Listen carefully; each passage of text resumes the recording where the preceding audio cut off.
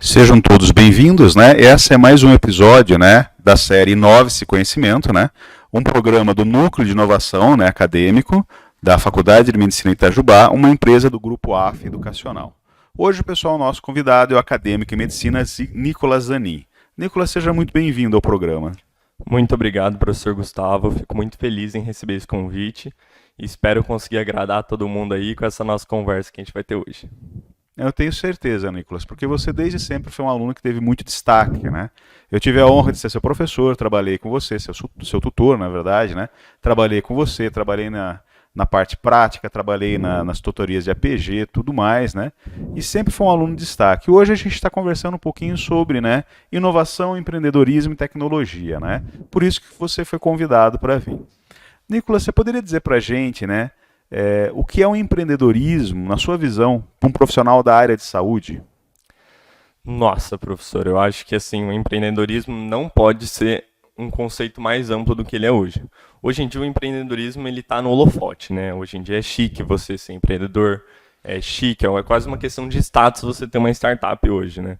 Então, eu acho que quando a gente fala de empreendedorismo, a gente tem que ir um pouquinho para trás, entender melhor esse cenário, para a gente falar dele especificamente na saúde. O que é empreendedorismo hoje? Empreendedor hoje é um cara que ele resolve problemas. Ponto. A gente tinha muita essa associação antigamente relacionada a um engenheiro, a um cara que saía da faculdade apto a resolver problemas. Hoje em dia a gente está entendendo que quanto mais os profissionais de todas as áreas possíveis souberem resolver problemas além das suas atuações, mais completos eles serão. Porque hoje é muito difícil você contratar alguém especificamente para um ponto só. Essa pessoa ela tem que ser multifacetada, ela tem que saber resolver problemas de diversas formas. O empreendedor, ele só não faz isso como ele sabe resolver todos esses problemas, ele tem a solução, ou ele acha que tem, e ele vai desenvolvendo soluções ao longo do tempo, refinando as suas formas de trabalhar, como ele atua, com quem ele fala e tudo mais. Ele vai refinando todo esse ambiente que ele está, refinando até a si próprio, para resolver todos esses problemas, tá? E no meio da saúde não podia ser mais diferente que isso. Por que eu digo isso? Hoje em dia a gente tem ainda a ideia do médico que ele tem que ser muito competente só no que ele faz. Toda a questão da especialidade no meio médico leva a gente a pensar isso, entendeu? Então, quando, por exemplo, o acadêmico de medicina sai da faculdade, ele não tem um leque de abrir mais o conhecimento dele, expandir cada vez mais. Pelo contrário, ele encontra um funil, onde ele vai especificando cada vez mais específico a sua atuação. Por exemplo, a gente tem um acadêmico que forma hoje. O que ele está buscando? Ele está buscando uma residência para focar em uma área. Dessa área, muito provavelmente ele pode fazer um mestrado, um doutorado, que vai se tornar ainda mais específico. Ou seja, ele vai ficar muito bom em resolver uma coisa. Ele seria um ótimo funcionário, entende? Então, hoje, no mercado da saúde, a gente está encontrando um movimento onde pessoas que pensam diferente disso estão tendo um espaço muito grande para trabalhar. O que eu quero dizer com isso? Se você hoje entrar na medicina com viés de querer ter o seu negócio, o negócio próprio, querer contratar pessoas, querer ajudar pessoas em uma escala muito maior, cara, o médico ali só vai ajudar as pessoas com quem forem no plantão. Saúde não. Cara, se ele começar já com esse viés, cara, eu quero abrir um consultório, eu quero abrir uma rede de hospital, eu quero administrar um hospital, quero criar uma solução, desenvolver um aplicativo, desenvolver uma cura, desenvolver uma patente, por exemplo. Todos esses, eles continuam ajudando as pessoas, só que de formas diferentes. Então, acho que se eu pudesse resumir, o empreendedor na saúde hoje é um cara que ele tem um mercado de trabalho gigante, uma demanda gigantesca e uma oferta mínima. A gente está enfrentando um momento hoje onde o Brasil ele tem diversas empresas que a gente chama de unicórnios. O que eu quero dizer com isso? São startups, que são microempresas, que começaram e elas conseguiram conquistar um patrimônio X. As unicórnios, elas têm esse patrimônio com valor acima de $1 bilhão, tá bom? Hoje em dia, a gente tem a Nubank, a Gympass, a iFood, todas as startups brasileiras que ultrapassaram essa medida, entende? E hoje em dia existe uma corrida gigantesca para a gente desenvolver a primeira health tech brasileira. Então, o mercado de empreendedorismo na saúde nunca esteve tão fomentado como está hoje. A gente tem uma busca gigante por projetos, empreendedores nessa área. Então, cara, para mim, o empreendedor na saúde hoje, ele não poderia se encontrar em uma posição melhor. Tá tudo ao favor dele. É um momento da galera que está no meio da saúde começar a empreender, desenvolver o próprio, ir atrás, correr atrás, porque nunca foi um momento tão bom para empreender, né? Eu gosto de falar isso. Legal. E assim, uma pergunta muito básica que a gente faz na questão de empreendedorismo, inovação, tecnologia. Tecnologia e inovação são sinônimos, Nicolas? Professor, eu acho que quando a gente vê no grande espectro da coisa, parecem coisas quase que inatas, né? Parece que elas correm sempre juntas, mas eu sou um grande defensor de que a ideia é que a inovação pode ocorrer muito longe da tecnologia. O que eu quero dizer com isso? A gente tem diversos cases de sucesso. Quando eu digo cases de sucesso, são casos que deram certo, ou empresas que deram certo, ou umas soluções geniais que não estavam em um mundo muito distante da tecnologia. Por exemplo, se eu não me engano, tem um filme que chama O Menino que Descobriu o Vento. Tá? É um filme baseado em uma história real, onde um garoto, que ele está na África, lá na aldeia dele, ele consegue absorver, né, ele consegue canalizar a água do vento para recipientes, ou ele consegue manejar essa água de forma muito melhor para uma aldeia, para uma situação onde não tinha água. Ele usa energia eólica, converte energia elétrica. Exatamente. Com bombas, né? Se eu não me recordo do filme, né? Com bombas de máquinas de lavar roupa, não é isso? Exatamente, são todas peças adaptadas, entendeu? E para você ver, por exemplo, a gente pega a nossa realidade aqui. Cara, o que a gente tem acesso aqui no nosso celular, pra você ter ideia, o nosso celular tem uma capacidade tecnológica muito, mas muito superior aos foguetes que foram mandados para a Lua. Cara, se você imaginar isso, os caras mandaram um foguete para a Lua com muito menos de 1/100º da tecnologia que a gente tem no nosso celular hoje. Por que você não consegue fazer um negócio bilionário só pelo seu celular? Entende? Se você tem à disposição muito mais recurso. Isso que eu quero dizer. A tecnologia, ela ajuda, ela acelera muito. É uma faca de 2 gumes. O tanto que ela dá, ela tira de outro lado. Só que a inovação é independente disso. Voltando à sua pergunta. Você pode muito bem inovar sem nada tecnológico. Por exemplo, vou citar outro caso aqui. O caso desse garoto lá da África é para mostrar como um cara que não tinha acesso a nenhuma tecnologia conseguiu inovar muito na sua área. Vou pegar outro caso aqui. A gente teve um tempo atrás, uns 4 anos atrás no Brasil, explodiu a ideia da realidade virtual. Onde você comprava um óculos muito caro que você botava na cabeça, era um óculos pesado. Pouquíssimas pessoas tinham acesso disso no país, mas era moda. Todo mundo queria realidade virtual, óculos digital e tudo mais. Só que era assim, você tinha que desembolsar R$5.000 há 5 anos atrás. Cara, isso era muito dinheiro. O que foi feito? Um cara que queria ter essa experiência e ele não tinha acesso, o que ele fez? Ele desmontou um óculos nos Estados Unidos, pegou as lentes e fez um formato, dobrou com papelão, prendendo as lentes num formato, e colocou o celular dele atrás das lentes. De uma forma onde, através de um software que ele desenvolve no celular, e uma solução, um hardware, né, que a gente chama uma solução física, né, um produto físico, muito simples, ele conseguiu alcançar resultados muito semelhantes àqueles das marcas que gastavam 5.000, 6.000 em hardware, entendeu? Então, cara, tecnologia é muito bom. Principalmente software possibilita uma inovação muito barata hoje em dia. Só que eu acho que inovação e tecnologia podem muito bem andar separadas, podem andar juntas e podem nascer juntas. Só que eu acho que uma coisa não é codependente da outra. Eu acho interessante quando você coloca essa história a gente lembrar da corrida espacial, né, que teve entre os Estados Unidos e a ex-União Soviética na época, né? E eu me recordo que um dos produtos dela foi o tablet, o Lipan, né, que os Estados Unidos desenvolveu para que no espaço a caneta esferográfica, né, pela questão da gravidade, ela não conseguia escrever. Então eles desenvolveram uma caneta eletrônica, né, de luz, à base de luz, e um tablet com captador de luz, né, para que pudesse ser feitas as anotações do espaço, né? E concomitante a isso estava tendo, né, a corrida espacial, a Rússia mandando Yuri Gagarin para o espaço, né? E em um determinado momento eu lembro que eles conversaram entre eles, os americanos conversaram com os russos, né? E o americano explicou, gastei milhões e milhões de dólares para desenvolver o sistema Lipan, o tablet, né? que a gente usa hoje, inclusive, né? E ele perguntou, e como é que vocês fizeram isso na Rússia? Aí os russos vieram, nós usamos lápis.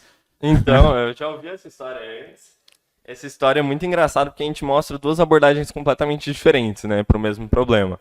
A gente tem, por um lado, onde os russos, né, eles usando lápis para escrever, e se eu não me engano, os Estados Unidos, né, o grande momento lá da época deles, era o desenvolvimento também da caneta esferográfica, né, que é a caneta Bic que a gente usa hoje.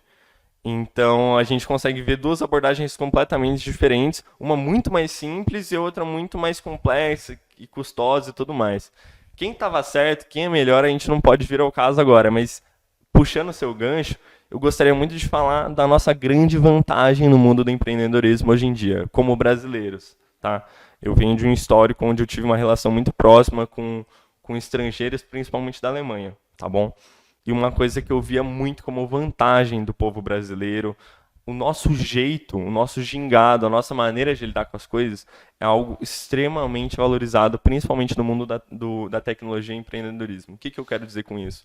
Cara, a gente tem um conceito que eu acho incrível, que é uma das coisas que eu mais gosto da cultura brasileira, assim, que eu mais me identifico, que é a gambiarra. Cara, gambiarra pode ser vista de várias formas. Bill Gates tinha uma frase muito bacana, que ele falava assim: se for para você contratar alguém para fazer alguma coisa, escolhe a pessoa mais preguiçosa. Por quê? Putz, isso daí parece tão errado, né? Escolher a pessoa mais preguiçosa. Por que ele falava isso? A pessoa preguiçosa vai achar o jeito mais fácil de concluir aquela tarefa, que exija menos esforço. Entendeu? Dessa forma, a gambiarra não é muito diferente. Cara, muitas vezes, quantas gambiarras a gente não vê por aí de um negócio que seria muito mais caro, muito mais complexo, teria que botar uma grana na frente? Não, o brasileiro vai lá, putz, em vez de você ter que apertar um botão para abrir a porta lá, ele passa um fiozinho, um freio de bike, que atravessa a parede, puxa ali no ganchinho da porta, que ele puxa aqui por baixo da mesa e a porta abre. Da mesma funcionalidade que seria um botão, só que do jeito dele, entendeu? Uma gambiarra que dá acesso a coisas para pessoas que nunca imaginaram, entendeu? Então, eu acho que essa questão do lápis, eu não falaria que foi uma gambiarra, vamos dizer assim. Mas, por exemplo, os foguetes, na época da Rússia, eles eram construídos com peças desconstruídas, cara. Você tinha peça no foguete de máquina de lavar louça russa, entendeu? Os caras desmontaram tudo, juntaram tudo, e esses foguetes estão sendo usados até muito pouco tempo atrás. Hoje em dia que a gente está voltando com a reabordagem à corrida espacial, entendeu? Mas esses foguetes construídos por sucatas quase, cara, estão rodando há muito tempo, entendeu? Porque eles são muito baratos de ser feitos, né, comparado aos outros. Então, é quase que a essência da gambiarra isso, né? No Brasil, cara, a gente tem um país incrível, com diversas oportunidades, a gente tem muitos problemas, e o empreendedor não pode ficar mais feliz do que em um lugar cheio de problema. Porque problema pra gente não é problema, é oportunidade. Então, cara, juntando nosso gingado, nossa gambiarra, nossa situação do país mesmo, cheia de problema. Cara, quanto mais problema, melhor. Quanto mais problema, mais gente vai estar tentando resolver, e quanto mais gente tentar resolver, melhores vão ser as soluções. Então a gente tem assim, um ambiente muito favorável ao empreendedorismo no Brasil. Eu acho assim, a questão dos foguetes muito legal para a gente trazer essa analogia para cá, valorizar um pouco a nossa cultura da gambiarra em si, que eu acho que é um dos maiores patrimônios aí da cultura brasileira é a gambiarra. Sim, sem dúvida. Ô, Nicolas, uma coisa que eu gostaria de perguntar para você, eu sempre tive curiosidade. Manda. Você veio de Campinas, né? Isso, Região de Campinas. nasci em Campinas, exatamente. Tá. E aqui em Itajubá são 265 quilômetros, 270 quilômetros, né? Isso. E já que você veio para Itajubá, você foi um pouco empreendedor, né? Você criou meios para ter recursos, inclusive, para ficar. Você poderia falar isso um pouquinho para a gente? Cara, então, eu nasci em Campinas, né? E na minha formação lá em Campinas, eu estudei em um colégio que chama Colégio Visconde de Porto Seguro. Lá ele tem uma formação, principalmente no currículo que eu estava, que era o currículo bilíngue na época, hoje é chamado de internacional, tinha uma formação muito voltada à questão internacional, de sair do país, estudar fora e tudo mais. Só que para isso eu teria que ficar mais um ano. Além do terceiro ano do ensino médio, a gente ficaria um quarto ano. Quando eu decidi que eu queria fazer medicina, eu vi uma oportunidade de ficar no Brasil. Porque a medicina no Brasil ela tá à frente do tempo dela em muitos quesitos, mas ela tá atrás em muitos outros. E eu, desde aquela época, já vi a medicina como um possível ambiente de trabalho muito suscetível à minha forma de trabalhar, entendeu? De resolver problemas. Então, o que eu pensei? Ah, tem que fazer medicina, beleza. Então, para mim, não ia adiantar muito eu fazer esse quarto ano. Então, já fui começando a prestar as faculdades. A minha irmã já tinha passado aqui e... Eu dei aula para sua irmã também, a Júlia. Exatamente, exatamente, veterana direta minha. E ela passou aqui, eu fiz as provas lá, esperei sair o resultado e tive a oportunidade também de passar aqui, que também facilitou muitos custos para cá, né, de morar junto e tudo mais. Vindo para cá, os primeiros anos de faculdade, tudo aquela questão de se conhecer, conhecer o ambiente novo, todo mundo novo. Então, eu não estava muito focado, eu sinto, naquela época. Eu acho que a partir do final do primeiro, do segundo ano, eu comecei a focar exatamente nos meus objetivos que eu queria de vida. Pode até parecer um pouco cedo demais isso, né? Putz, na faculdade de medicina, cara, você tem que aproveitar. Mas esse é o meu jeito de aproveitar as coisas, é me preparando cada vez mais para um futuro aí que me aguarda. Então, eu comecei a tocar uns projetos próprios, tentar algumas coisas, porque é aquele negócio. Cara, se você vai querer empreender no Brasil, você tem que entender que você vai receber 95 nãos, 4 talvez, que depois vão virar nãos, e um sim, entendeu? Então, cara, quanto antes você abaixar o orgulho, abaixar o narizinho e receber não, bater de porta em porta, ir atrás dos clientes, aprender como você deve conversar com os clientes, melhor. Então, entendendo esse conceito, demorou 2 anos e meio, 2 anos de faculdade para eu entender essa questão. Cara, quando que é a melhor hora para eu começar? É agora, então eu tenho que começar. Só que todos os meus projetos, muita gente que está escutando pode reconhecer esses problemas.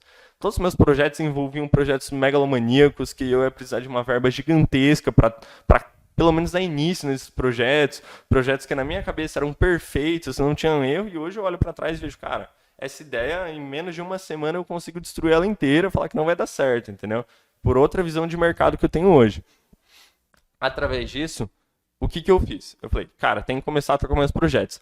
Eu já tive alguns projetos. O que eu fazia? Eu gostava muito no meio digital. Eu sempre gostei muito, durante o período do colégio, fazer apresentações, deixar as coisas bonitinhas, diagramação, de apresentações de PowerPoints, vídeos e tudo mais. E essa era uma habilidade que eu tinha, que eu não lucrava em cima. Então, vindo aqui em Itajubá, eu percebi, principalmente durante a pandemia, que os restaurantes eles eram muito diferentes lá de Campinas. Eles tinham um cardápio simples, muitos tinham um cardápio só falado, por exemplo. Então, eu vi como uma oportunidade de eu criar um negócio voltado para esses cardápios. E como eu já trabalhava não, mas tinha experiência com as questões digitais e tudo mais, eu desenvolvi esse projeto voltado para cardápio digital. Eu, pessoalmente, prefiro o cardápio físico. Tá? Mas isso é só mais uma prova para mostrar para você que você não precisa trabalhar com o que você realmente gosta para aprender alguma coisa. O que eu quero dizer com isso? Todo mundo fala, trabalhe com o que você ama e você nunca mais vai precisar trabalhar na vida. Cara, eu acho que isso não poderia estar mais longe da verdade. Quanto mais você gosta do que você trabalha, mais você trabalha. Então, cara, é o que eu posso dizer que, mesmo estando na faculdade, quem fala que você está na faculdade e você não tem tempo para alguma coisa, eu entendo, mas não entendo também, porque na minha concepção, tempo é só uma questão de prioridade. Se você dá prioridade suficiente para aquilo, você vai ter tempo para aquilo. Por exemplo, minha prioridade é sair com meus amigos, então é inevitável que durante esse período, as outras coisas que tenham menos prioridade, você não vai ter tempo para aquilo, né? Brilhante. Então, eu acho que eu poderia falar de projeto que eu me envolvi aqui para tentar me bancar, né? Tirar uma renda, pelo menos para bancar os projetos ou me bancar aqui, foi essa questão do cardápio. Estou desenvolvendo ainda o processo de desenvolvimento do aplicativo voltado para o meio da saúde. Tive as experiências com o Hackathon já na faculdade. Tive uma iniciativa na Unifei que acabou não indo para frente, daí a gente tentar montar um aplicativo lá com eles, tocando o projeto desse Hackathon, mas devido à construção social educativa de dentro da Unifei, né, é tudo muito mais burocrático, precisa de uma documentação muito mais pesada e que não vi como minha prioridade naquele momento, né. E até hoje eu estou começando agora um projeto, estou ansioso ainda não dividi ele com a faculdade, mas eu acho que vai ser um projeto aí que está por vir, que vai ajudar muita gente, vai dar oportunidade de muito aluno de medicina a criar seu espaço digital. Então, estou ansiosíssimo para esse projeto, é o que eu estou mais animado ultimamente. E é isso, cara, se eu não tiver um projeto rolando, eu não estou vivendo, eu não estou me divertindo, porque é o que me dá gás, é o que me faz acordar todo dia.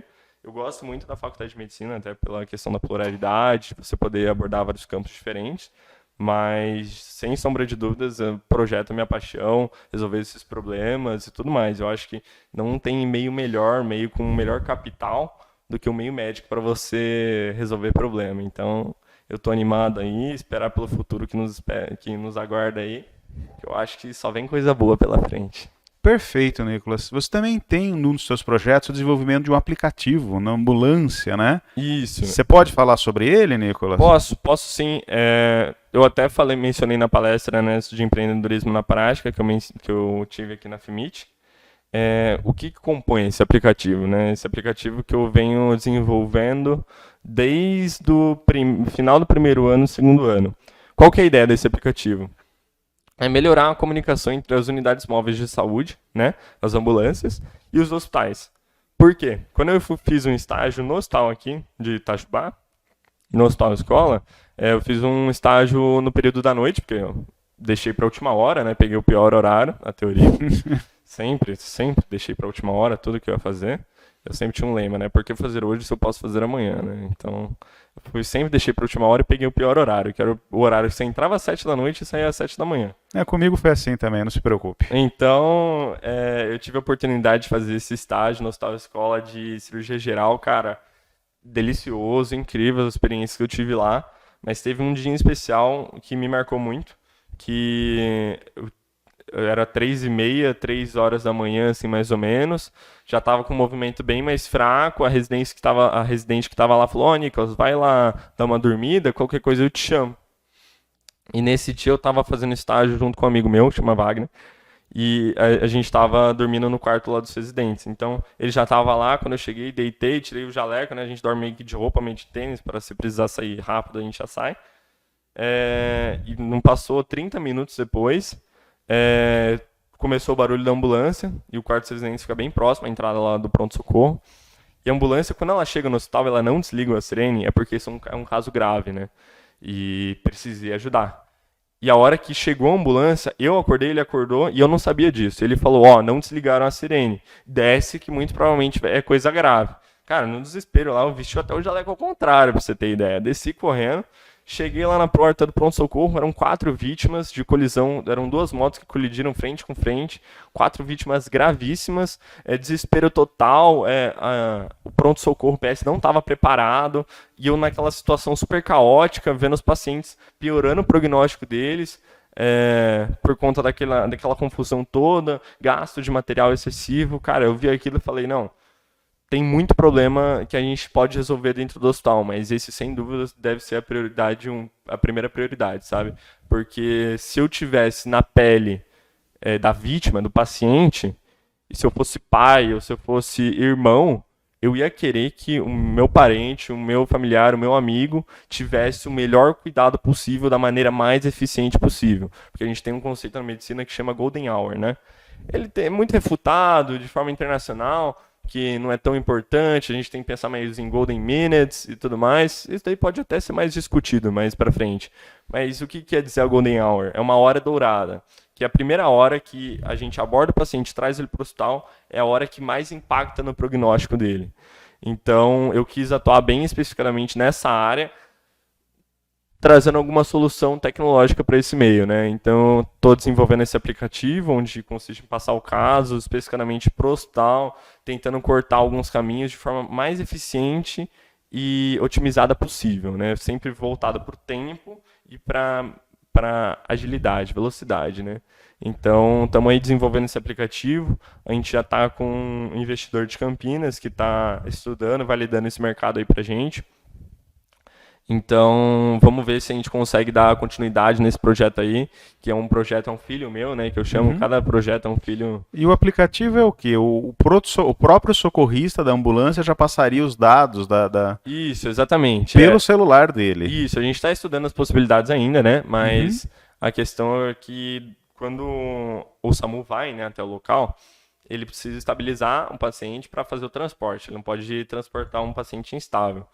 E durante a locomoção do ponto da ocorrência até o hospital, Ele entra em contato com a central, faz várias coisas, mas ele não pode fazer nenhum procedimento extenso em cima do paciente. Ele não pode levantar para pegar, fazer alguma coisa, porque é uma ambulância, né? Se o cara frear ali por algum motivo, ele vai bater a cabeça. Não sei se já entrou na ambulância, cara, não é nada, Não, sim, não tem. muito confortável, entendeu? É cheio de armário, cheio de coisa cortante para cima e para baixo.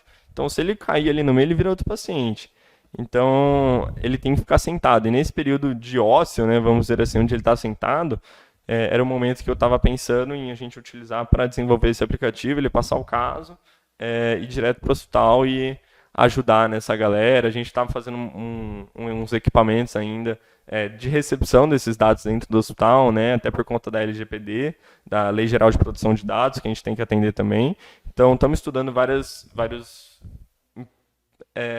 não problemas, mas impasses, né, que a gente está enfrentando no desenvolvimento desse produto, mas sem dúvida alguma eu acho que vai ser um grande diferencial aí na indústria. Já tem muito hospital com estrutura para receber isso. Eu acho que é uma questão de tempo até alguém desenvolver algo muito semelhante. E eu adoro isso, cara. Quanto mais gente se envolvendo nisso, mais gente a gente consegue salvar e ajudar. Então, bora pra cima. Eu acho que tem espaço para todo mundo nesse meio. Todo mundo pode desenvolver alguma coisa. E se você pensa que você tem alguma ideia ou algum projeto que você queira tocar, e você é acadêmico da Faculdade de Medicina, né, daqui de Itajubá, a gente tem um programa muito legal do Núcleo de Inovação e Empreendedorismo, até que o professor Gustavo, ele é coordenador também, e eu sou monitor, onde a gente ajuda o aluno a desenvolver esses projetos individuais dele, transformando ele num projeto de inovação, modelando ele, montando um pitch, tudo um business model canvas, tudo bem bonitinho, estruturando bastante ele, para depois esse mesmo aluno ele pode usar, né, professor Gustavo, esse mesmo produto de inovação como uma forma de TCC, né? Claro. Então é muito interessante para quem não tem esse apego com a produção científica, de escrever artigo e tudo mais, tem essa saída hoje em dia que te aproxima um pouco mais do mundo do empreendedorismo. A né? Faculdade de Medicina de Itajubá ela proporciona isso, é bem interessante. Tem esse apelo ao empreendedorismo, à inovação, tem tudo isso. Ô Nicolas, uma pergunta então para a gente poder finalizar, que eu acho assim, é um papo assim delicioso, muito bacana, né? Mas assim, eu sempre me preocupo pro futuro, né? Então a pergunta minha é simples, né? No futuro, um médico empreendedor ou um empreendedor médico? Um médico empreendedor ou um empreendedor médico? Cara, eu acho. Tá aí uma boa pergunta, porque hoje em dia a gente tem muitos médicos que se tornaram empreendedores por conta da necessidade, muito mais, né? Por exemplo, o médico ele abre um consultório e ele acaba entrando. Hoje em dia a gente relaciona muito isso, né? O médico que abriu o consultório com o médico empreendedor, certo? Então, a gente tem que pensar muito nisso, porque esse médico, ele se tornou empreendedor pela necessidade. Ele viu ali numa situação onde ele tinha que saber gerir pessoas, tinha que resolver problemas muito fora da área dele, né, também. Apesar de ser um consultório médico, ele vai ter que lidar com RH, com o financeiro, com o jurídico, entendeu, de certa forma. Então, hoje em dia a gente já tem muito médico empreendedor. Mas eu acho que o mercado ele está em busca de empreendedores médicos, tá? Eu acho que a gente vai abordar uma era agora do Brasil onde a saúde está mudando muito, está evoluindo muito. Eu acho que a medicina de hoje não vai ser igual à medicina daqui a 5 anos. Eu acho que vai ter muita coisa diferente. Tem muito projeto legal dentro da medicina saindo. A gente tem iniciativas de dentro da faculdade visando empreendedorismo. Então, é o que eu disse, é muita oportunidade, muita mesmo. E o mercado está buscando empreendedores médicos, sem dúvida, para gerenciar clínicas, alguém que tem um tino mais administrativo.